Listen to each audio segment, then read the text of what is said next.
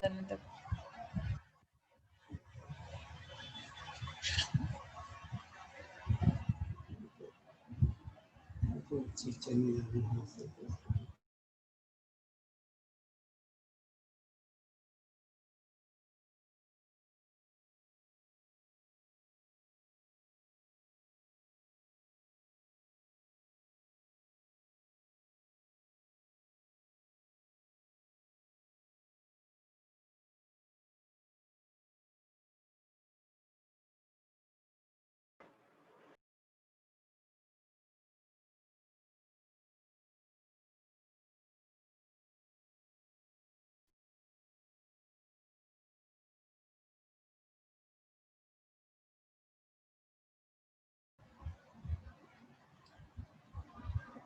Good morning.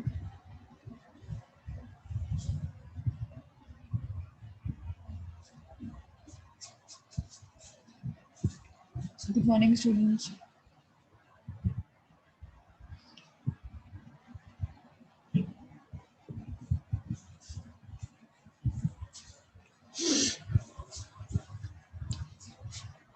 How are you people?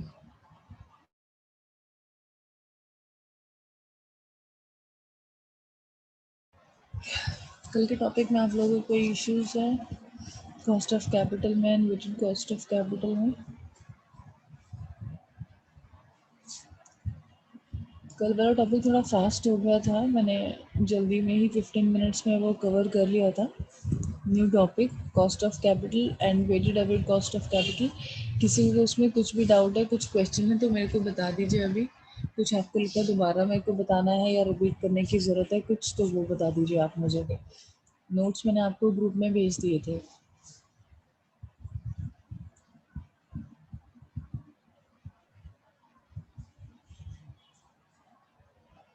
New topic हम start कर रहे हैं फिर आज।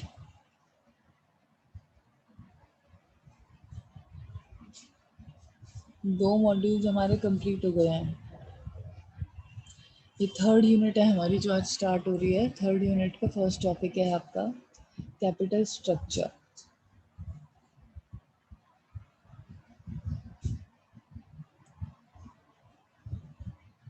Am I audible to everyone?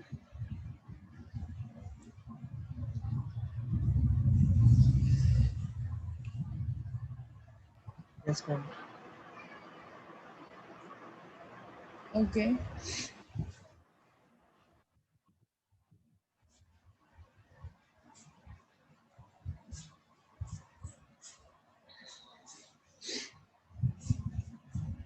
Waiting for one more minute for others to join. There are only 8 participants for now.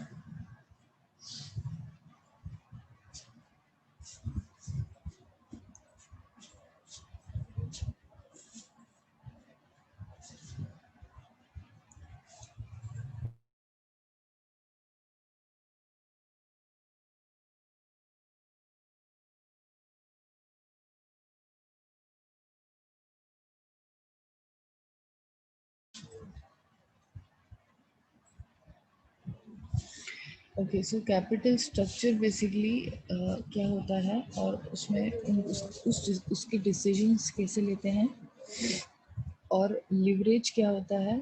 और leverage के दो kind हैं, 3 होते हैं इन टोटल, बट हमारे सिलेबस में 2 ही हैं। कैपिटल स्ट्रक्चर के बारे में हम पहले पढ़ते हैं, that what exactly is capital structure. So capital structure, as the name suggests, means arranging capital from various sources, जो हम अभी तक पहले भी हमने समझ लिया है being the finance subject. It is all about funds, capital, source of funds, long term funds, short term funds. हम यही सब बार बार पढ़ रहे हैं, and all the topics has whatever topics we are studying are correlated to each other. So capital structure basically, जैसे नाम बता रहे हैं हमको, कैपिटल का स्ट्रक्चर क्या है कि किस फॉर्म में कैपिटल जो है किसी भी कंपनी का रेज हुआ है, that basically needs to meet the long term funds for the business. So that basically is the capital structure. It is the combination of equities, preference share capital, long-term loans, debentures, retained earnings, along with various other long-term sources of funds. Means whatever sources of funds we have used to raise the capital, the entire capital of the company, उन सब चीज़ों के combination को capital structure कहते हैं. कल आप लोगों का टेस्ट है जो एमसीक्यू उसके बारे में आपको पता है ना, at 6 o'clock and first unit we are covering for now. Okay, so prepare only first unit for that. MCQs second MCQ मैं next week Friday ही लूँगी, which will be for your next unit. और अगर तब तक third unit complete हो जाएगी तो maybe on every Friday we will be able to have MCQs. Okay. So capital structure basically is the combination of equities, preference shares, loans, debentures, जो भी हमने अपनी capital structure से एक combination रख के total capital का structure तैयार करा है, कोई भी और लॉन्ग टर्म सोर्सेज. हम शॉर्ट टर्म सोर्सेज की बात नहीं करते जब कैपिटल स्ट्रक्चर की बात करते हैं, क्योंकि जो भी शॉर्ट टर्म के सोर्सेज होते हैं जो कि एक आध साल के लिए हमको पैसा प्रोवाइड कर रहे हैं, फंड्स प्रोवाइड करते हैं बिजनेस के लिए, those sources basically are use for working capital and not for capital structure. So capital structure हमेशा जब भी बात हो रही है long term sources of fund की बात करते हैं हम. वर्किंग कैपिटल जब हम बात करेंगे, working capital is your fourth unit, जब हम उसकी बात करेंगे तो वो हम हर जगह शॉर्ट टर्म की बात करेंगे उसमें, कि शॉर्ट टर्म के जो रूटीन के जो हमारे रूटीन के एक्सपेंसेस हैं वो कैसे मीट होते हैं. So those are all to be met through working capital and not with the long term goals, because long term funds जो हैं those are being fulfilled for the long term investments and we procure those long-term funds for big investments and for long-term investments. We can say that capital structure refers to the proportion of each of these sources of funds in the capital. Capital structure का मतलब हो गया कि हम total एक तो ये combination क्या है, कितना इक्विटी है, प्रेफरेंस है. जैसे हमने कल weighted average cost of capital निकालने के लिए वो हम कॉस्ट ऑफ कैपिटल निकाल रहे थे, लेकिन उससे पहले हमने अपना एक स्ट्रक्चर तैयार कर लिया था कि इक्विटी में इतना टोटल कैपिटल है, प्रेफरेंस में इतना टोटल कैपिटल है. So total amount of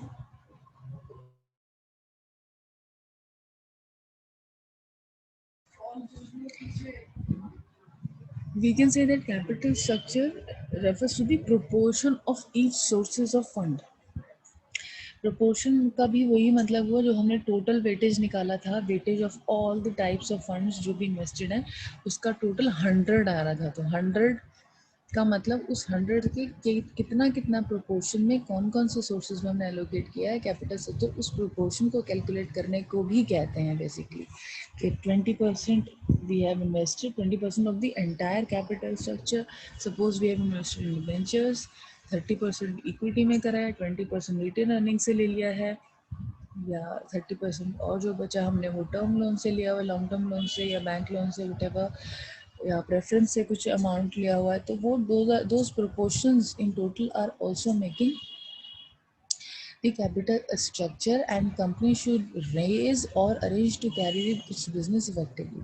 Company actually raises the funds whenever either the company has to be started, या तो बिगनिंग में हमें चाहिए होती कैपिटल, या फिर हमारा कोई अगर इन्वेस्टमेंट करने का प्लान है टू एक्सपैंड द बिजनेस और to start anything new in the business with in the business, या कोई बिजनेस की हमको न्यू वेंचर स्टार्ट करना है या बिजनेस में ही कोई नया वर्टिकल स्टार्ट करना है which is not related to the existing product, तो वहाँ पर हमको लॉन्ग टर्म इन्वेस्टमेंट की ज़रूरत पड़ती है या ह्यूज इन्वेस्टमेंट की ज़रूरत पड़ती है. अदरवाइज़ अगर कोई बिज़नेस रनिंग बिजनेस है और हमने स्टार्ट ऑलरेडी कर दिया है maybe few years back और समथिंग, तो हमारे पास ऑलरेडी एक रनिंग कैपिटल तो ऑलरेडी हमने रेस कर लिया है when we have started the business at the time of beginning of the business before that, and after that whatever funds we would require that will not be for long term and that may not be required for capital structure but for the working capital.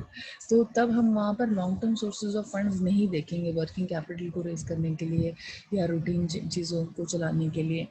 So these particular sources which you are studying for now as long-term sources of funds are used only to raise the capital for the which is to be used for the long term. Business actually uses it or raises this fund or arranges this fund so that we can carry out the business effectively.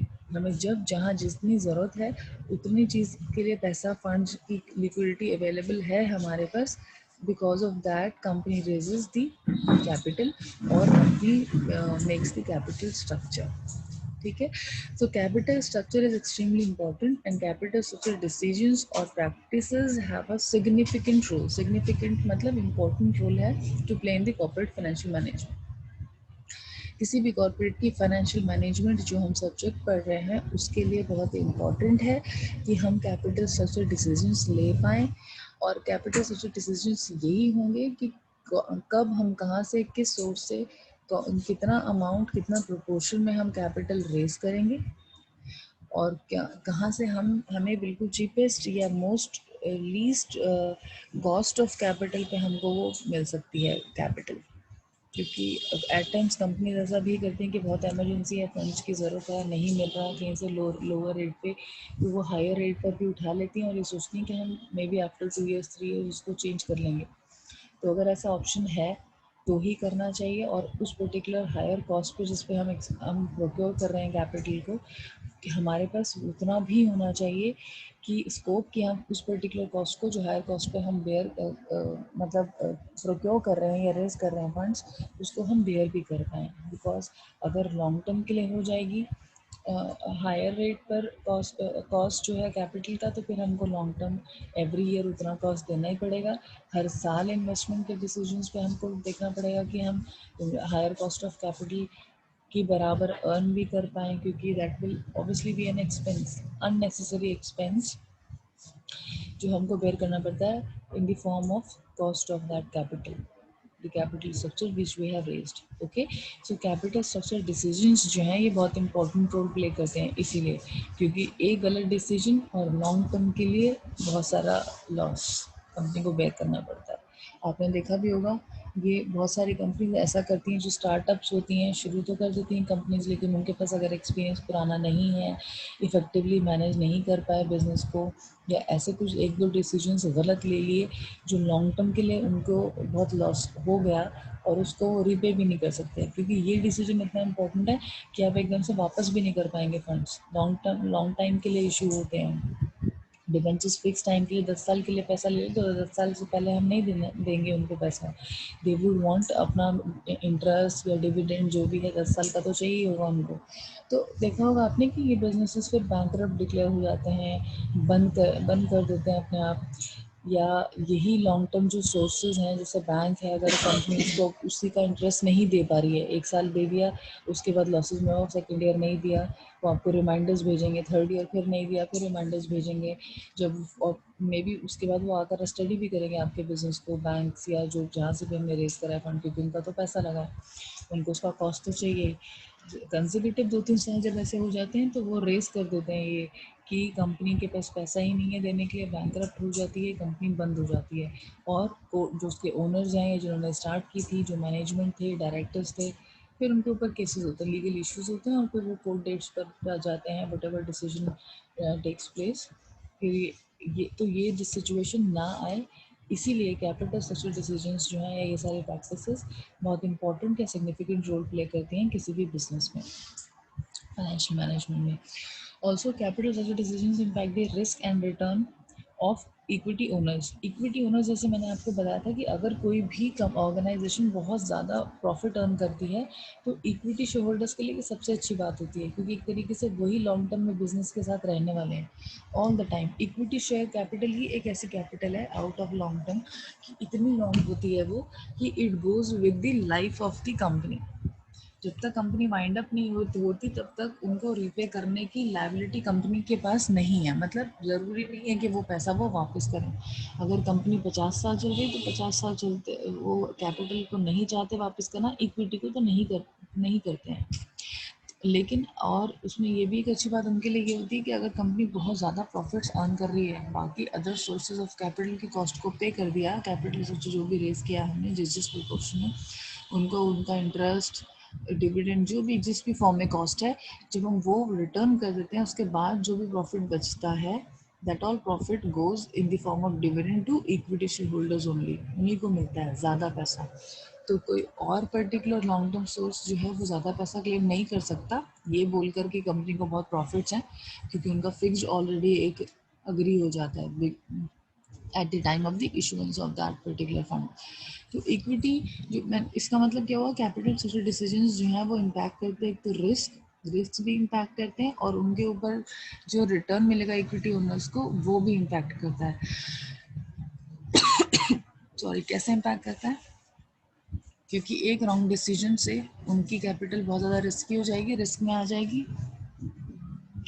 दूसरी चीज़ कि returns भी जो equity capital उनको year on year देने हैं वो भी उसी पर डिपेंड करता है। अगर अगर सपोज करिए कि फाइनेंशियल मैनेजमेंट ने ये डिसीजन गलत ले लिया, कोई भी एक लॉन्ग टर्म सोर्स का बहुत हायर कॉस्ट पर ले लिया है, और या बिजनेस के और डिसीजंस कुछ गलत ले लिए जिनकी वजह से लॉस हो गया है, तो इक्विटी शेयर होल्डर्स का रिस्क बढ़ जाता है। दूसरा, उनको रिटर्न्स नहीं मिलते हैं। तीसरा लॉस कि अगर कंपनी बंद होती भी है तो हमने जैसे कल पढ़ा था कॉस्ट ऑफ कैपिटल में, कॉस्ट ऑफ इक्विटी कैपिटल में, तो इनको अपना प्रिंसिपल अमाउंट भी वापस मिलता है जो वो लीस्ट मतलब it is at the bottom of the other things की। मतलब जैसे सपोज कंपनी अगर बैंकरप्ट हो रही है तो उसके अगर कोई पर्सनल एसेट्स भी हमें कंपनी को बेचने पड़े ओनर के या जो भी है, in order to meet all the liabilities, तो इक्विटी कैपिटल को सबसे लास्ट में रखा जाता है इंपॉर्टेंस में, कि इनको सबसे बाद में पैसा दिया जाएगा। ऐसा नहीं कि अगर किसी ओनर कोई बिजनेस जो है वो लॉसेज में है और ओनर की कुछ प्रॉपर्टीज़ हैं वो बेचने से कुछ पैसा आता है तो इक्विटी कैपिटल को सबसे पहले नहीं दिया जाता, पहले बैंक्स अपना ले लेते हैं या और जो भी सोर्सेज हैं उनको पैसा दिया जाता है। प्रेफरेंस शेयर होल्डर्स को of course in everything they are being given the preference over equity capital. तो ये बेसिकली इक्विटी कैपिटल को हम रिस्क में डालते हैं अगर कोई भी डिसीजन ठीक नहीं हुआ है कैपिटल स्ट्रक्चर से, तो या कैपिटल स्ट्रक्चर से रिलेटेड। तो owing to such importance, the management needs to take an informed decision of having a perfect capital mix। मतलब कैपिटल मिक्स रखो इस तरह का परफेक्ट कैपिटल मिक्स के, इक्विटी भी है हमारे पास, प्रेफरेंस भी है हमारे पास, डिवेंचर्स भी है हमारे पास, और अगर हम बहुत अच्छा लॉसेस कर रहे हैं तो हम सारी अर्निंग्स को एज डिविडेंड इक्विटी में ना बांटें, रिटेन करें कुछ को, और उन अर्निंग्स को रिटेन अर्निंग्स बोला जाता है, उनको भी हम आगे यूज़ करें फर्दर फॉर नेक्स्ट ईयर या नेक्स्ट इन्वेस्टमेंट प्लान के लिए हम उनको यूज़ करें।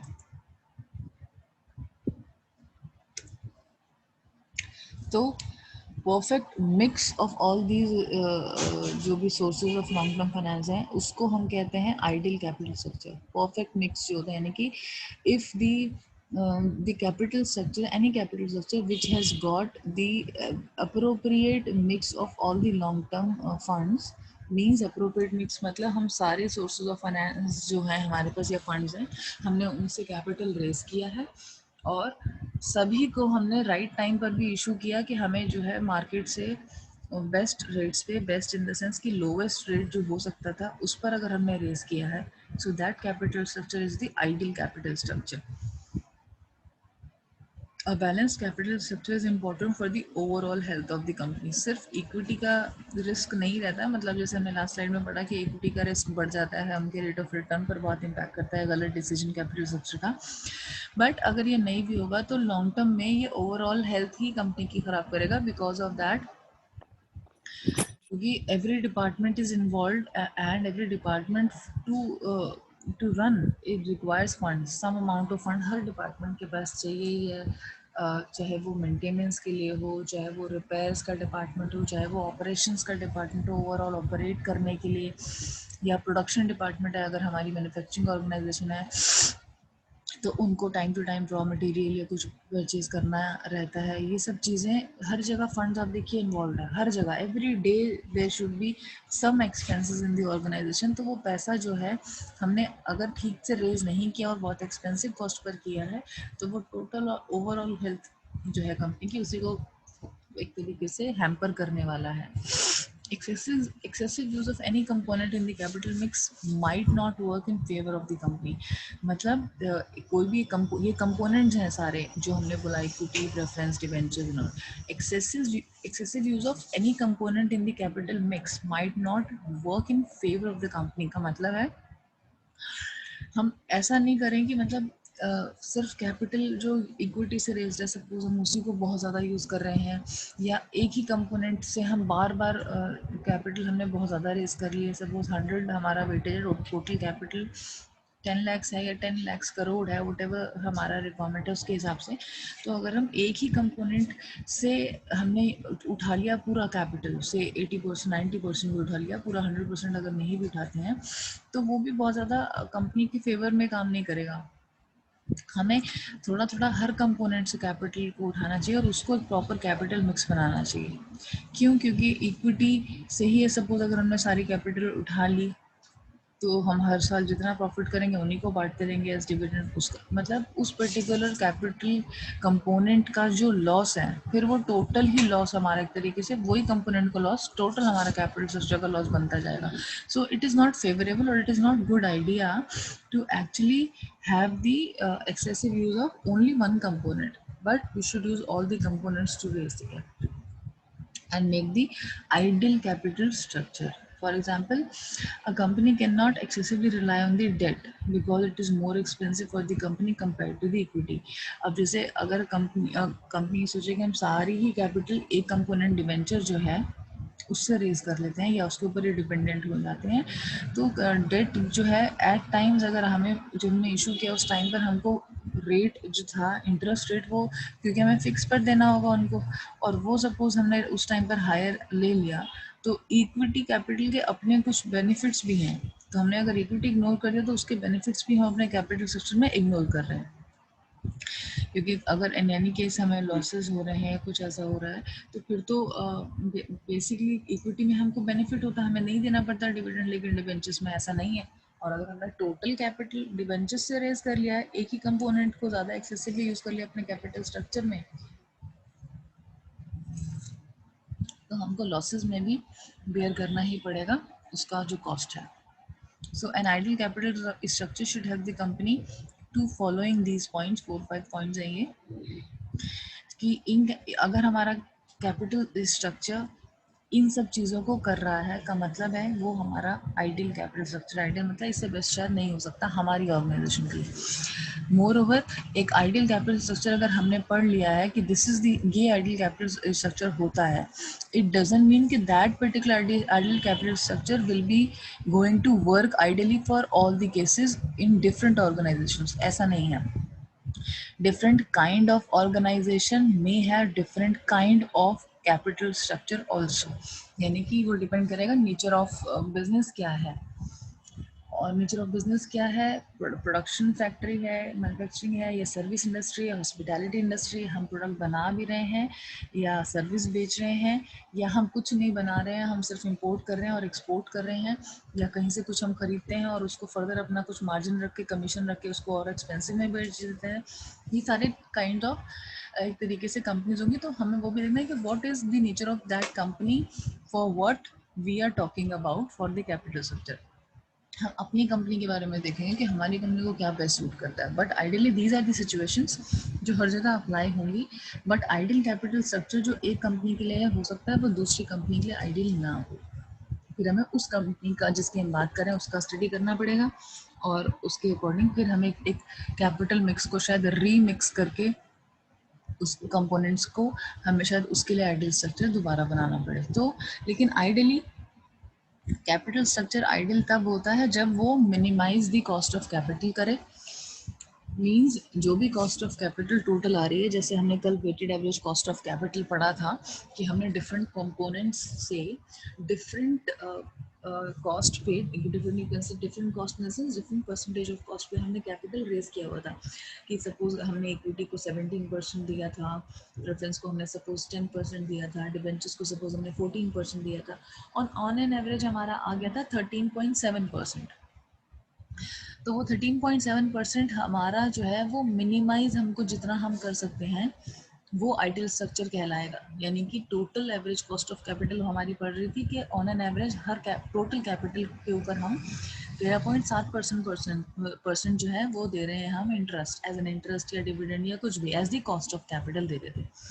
तो वो जितना भी मार्केट से कम हो सकता है, या मोस्ट लीस्ट आप बोलिए कि लीस्ट हम अगर कॉस्ट ऑफ कैपिटल रेज कर पाए हैं या मिनिमाइज कर पाए उसको, तो this is one of the you can say feature और component of the ideal capital structure.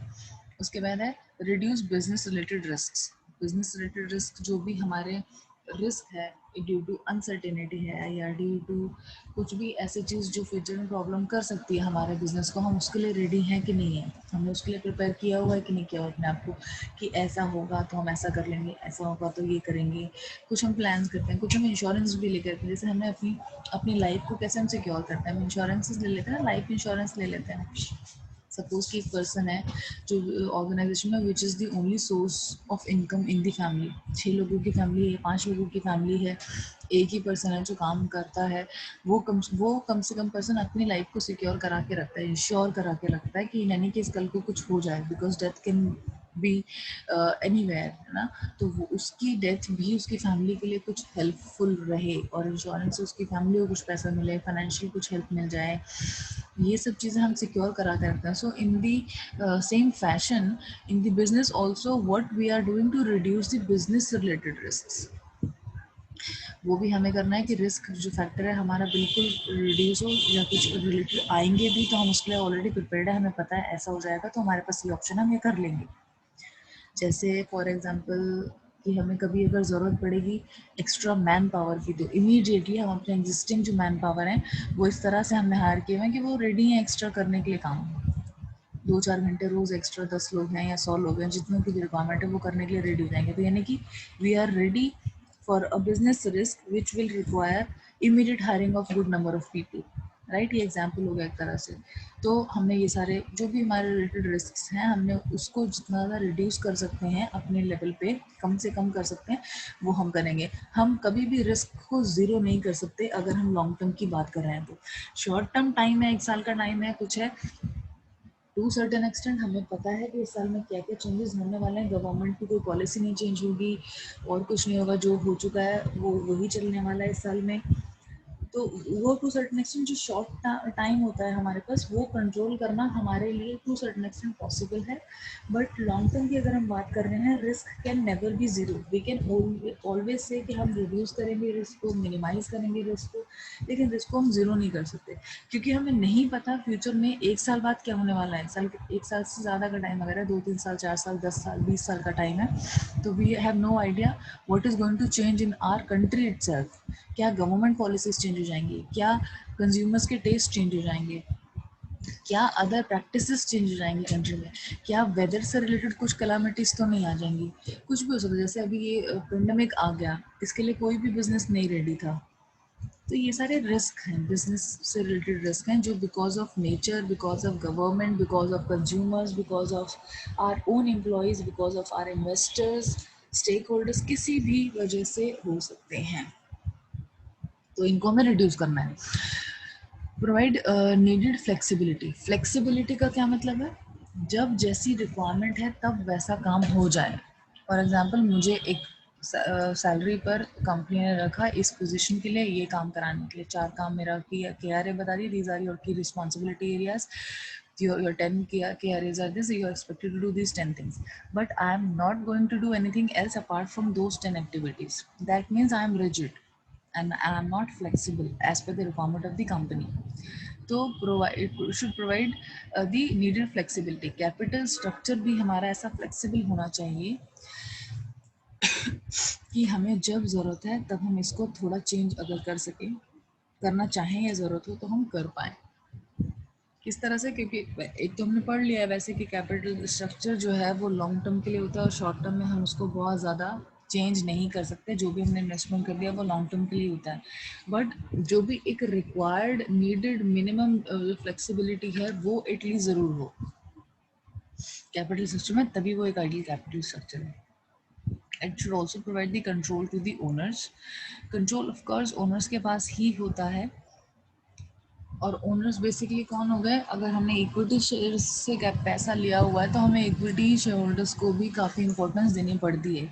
Although the running basic runners are the directors of the company, लेकिन अगर हमने ह्यूज पैसा इक्विटी शेयर से उठाया हुआ है तो इक्विटी शेयर होल्डर्स भी ज़रूरी अपना अपना इम्पोर्टेंस दिखाकर बिजनेस के जो डिसीजंस हैं या कंट्रोल है वो अपने पास लेने की कोशिश करते हैं। इन लीगल वे एक तरह से उनके पास होता भी है, because they have invested their money for the life long off the company.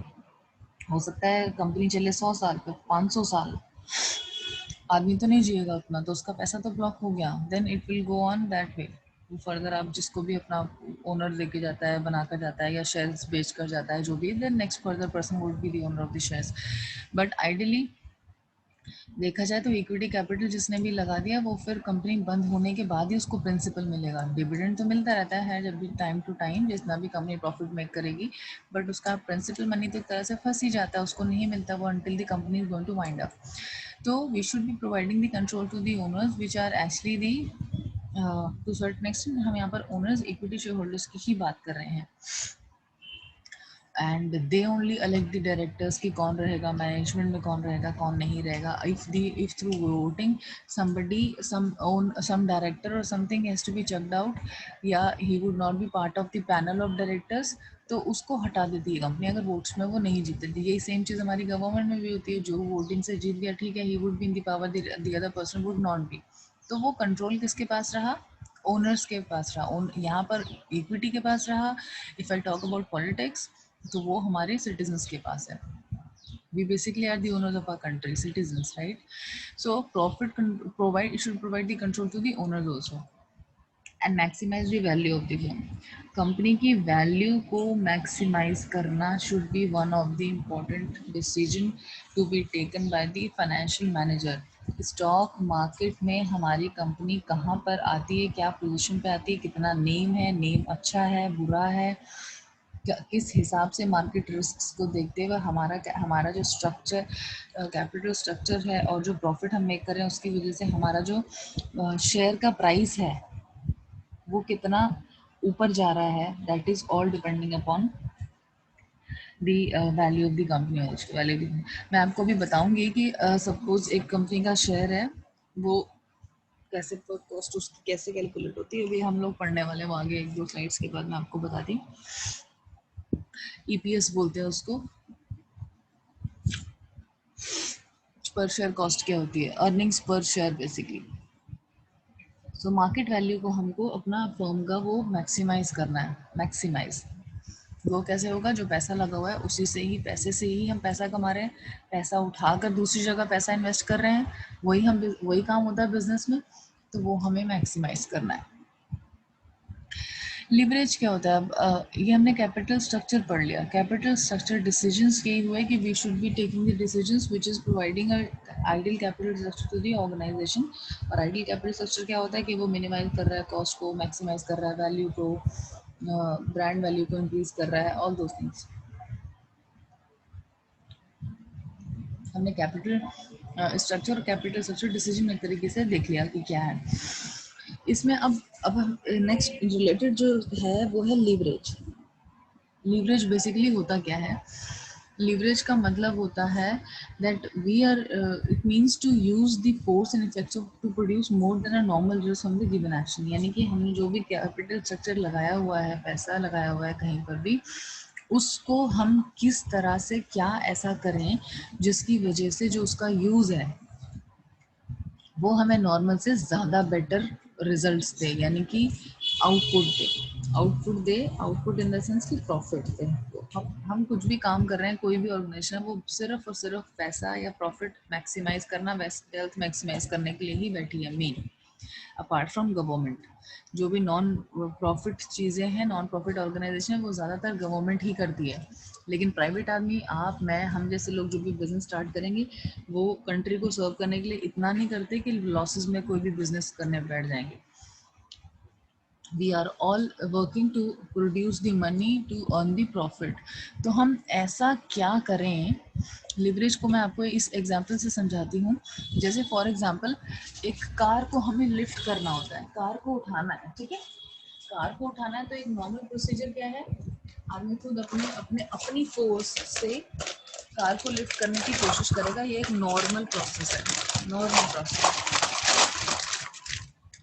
अगर यही काम हम लीवर से करते हैं जनरली, उसके लिए शायद हमको 4 लोगों की ज़रूरत पड़े, 5 लोगों की ज़रूरत पड़े, फिर भी उतना हिसाब से बेटर नहीं हो पाया, और वो भी अपना बहुत ज़्यादा उसमें डालेंगे, अपना पोटेंशियल डालेंगे तब वो होगा।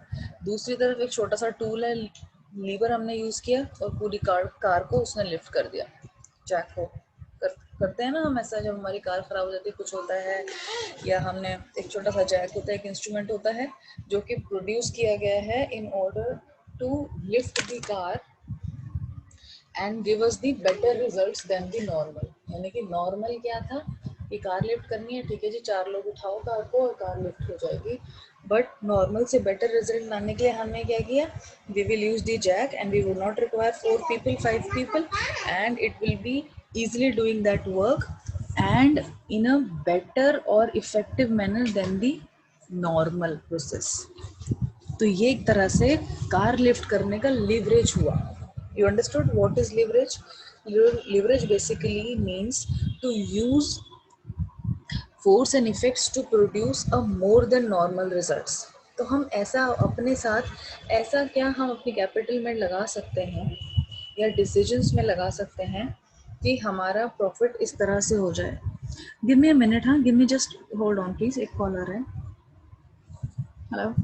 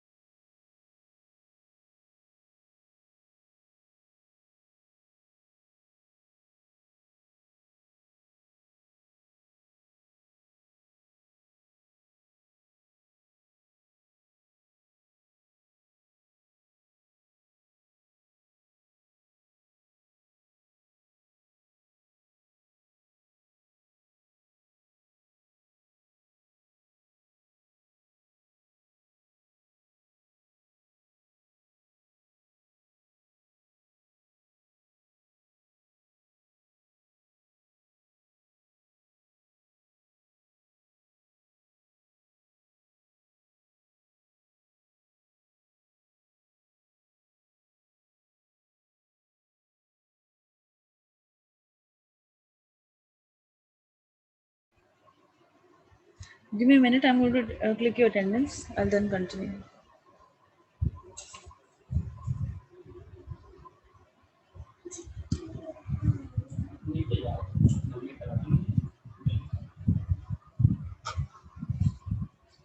Okay. So, what actions of ours will lead to the better results in the form of profit, in the form of anything, is called leverage.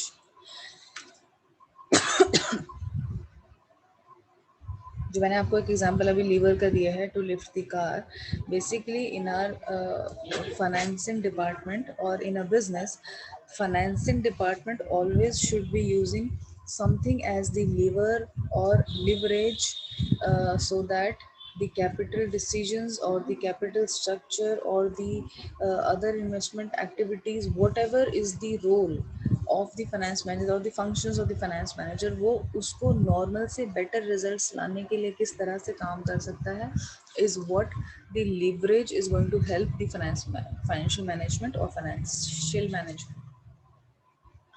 जैसे मैंने आपको एग्जांपल दिया अभी, to lift a car we can use a jack और the other normal processes to ask the people और the human beings to lift it. So leverage advice क्या हुआ? To use the jack for that particular thing, which will be a smarter option and which will be easy option, and which will give us the results better than the normal।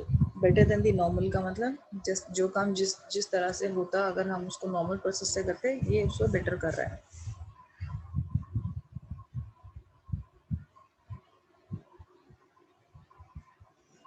Finance में हम कैसे leverage को use करेंगे? अब finance manager तो liver नहीं लेके आ जाएगा, बिकॉज उनका काम लिफ्ट करना नहीं है कार को। उनका काम क्या है? लिफ्ट करना प्रॉफिट को या ऑर्गेनाइजेशन में और अच्छे डिसीजंस लेना जो उनके रिलेटेड हैं।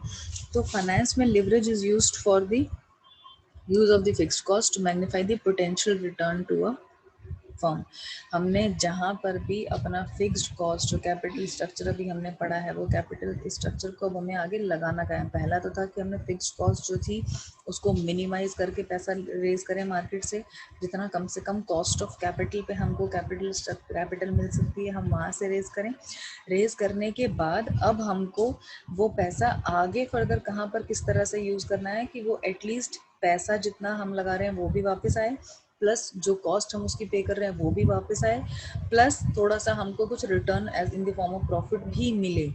पोटेंशियल रिटर्न्स एक फर्म किस तरह से अपनी फिक्स्ड कॉस्ट्स को यूज करने से कमाएगी, ऑन करेगी, is what the leverage we understand in the finance department और in the financial management. Got it कि फाइनेंस में लिवरेज ये होता है। इसको मैं कल में कंप्लीट करने की कोशिश करूंगी। Next further class is about to over in few seconds, so we will just read operating cost और फाइनेंशियल कॉस्ट होती है। ऑपरेटिंग लिवरेज और फाइनेंशियल लिवरेज है जो हम पढ़ेंगे कल। दोनों दो types of leverage is there, so just refer your syllabus once. This is the third unit, first topic. ये दोनों चीजें अब हम आगे इस पर्टिकुलर उसमें पढ़ेंगे।